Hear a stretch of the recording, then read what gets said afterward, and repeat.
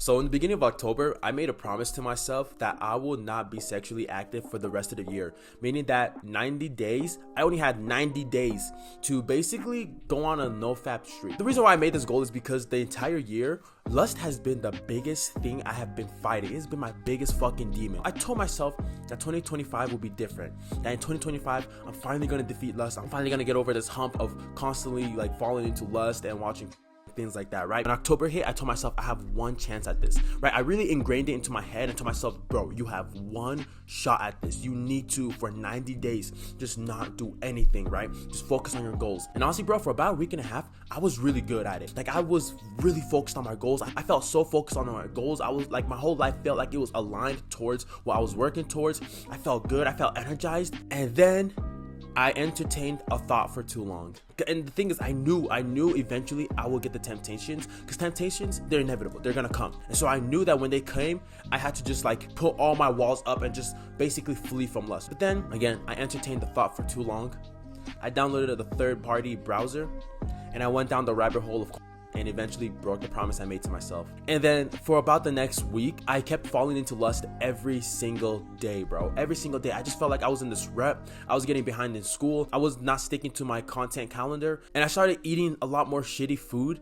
And I was just deep in this rut. And so here I am a whole week later and I'm back to my normal grind. And honestly, normally, I would like bash myself for this and feel like I've wasted so much time, but I've learned how to kind of come back to the grind where I've just left off and not feel so bad about going into this rut. Because I know how you're feeling, bro. Like when you get into a rut, it feels like you just wasted so much time and let go of all your results. So then when you kind of get back in the grind, it feels like you're starting over. And it's like this constant cycle where you're just constantly starting over. And it honestly, this is a cycle that I've been stuck in for the past like 5 years, and it just fucking sucks because it's like God wants me to become this certain type of person, but I keep falling into these ruts that keep literally backtracking me every single time, and it just feels like I keep starting over. And again, it always just used to feel terrible because it would feel like I'm just letting myself down, and it would just feel like I'm letting down God. But again, I've learned how to kind of overcome ruts, because the honest truth is that ruts, they're inevitable. People are always, no matter where you are in life, you're gonna hit some type of rut. Every person's rut is going to be different in terms of how deep it goes, but it's not about hitting the rut. It's more about how you navigate it afterwards. Shaming yourself never leads to anything. Shame is an emotion that's just useless. Sometimes it does, right? Sometimes you have enough shame to where you want to change your ways, but most of the time, shame actually doesn't lead to anything. Because we gotta basically stop demonizing failure. The more you demonize something, the stronger you just make it. And so we gotta stop demonizing failure and start seeing our flaw as an opportunity to grow, right? Really start looking at it. Ask yourself a bunch of questions. When I fell into that rut, I was like, okay, I fell into this rut. What triggered it? What was it in my life that made me fall into this rut? It was a thought. Where did that thought even come from? The thought came from me being at the gym and I saw a girl that was very attractive. Why did I entertain the thought? Why did I entertain the thought? And then I just keep asking myself more and more questions, right? Kind of basically just like getting to the root cause of what triggered it. So this first step is very big, right? Just basically understanding yourself and what caused you to go down this rut. Because 9 out of 10 times, something triggered it. Again, just realize, okay, this is an opportunity to just bounce back. This is an opportunity to learn from. This is not something that I should shame myself for, bash myself for. Because again, that's not gonna lead to anything. You know how many times I have failed to lust? Probably, I'm sure, over like 500 to 1,000 times in just the past 5 years. But every single time when I have bashed myself for doing it, it has not led to anything because I will just immediately go back to it. But times where I was like, okay, let me learn from this, let me grow from this, let me understand what triggered it. Those were times where I actually went a good amount of time without doing it.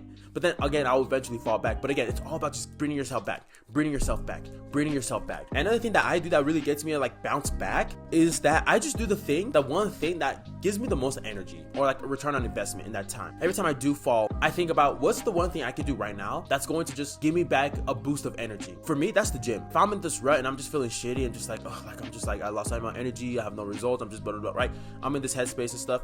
What's the one thing that's going to help me kind of ground myself back, put me back in a good mental state and feel energized? For me, that's going to the gym. I can do nothing the whole entire day. I can waste away the whole entire day. But if I go to the gym, I feel good. I feel energized. I feel, okay, you know what? I did something today. If it's just going on a walk, going on nature, I feel good. I feel grounded. Puts me back in a good mental state. Find that one thing for you. What's that one thing you can do right now, right? I know that when you get into a rut, it is this common theme and this common pattern that you want to start doing every single type of self-improvement habit all at once. You're like, fuck, man, like I fucked up. Okay, tomorrow we're going to take a cold shower. We're going to do this. We're going to journal. We're going to do this, doing all these different types of things.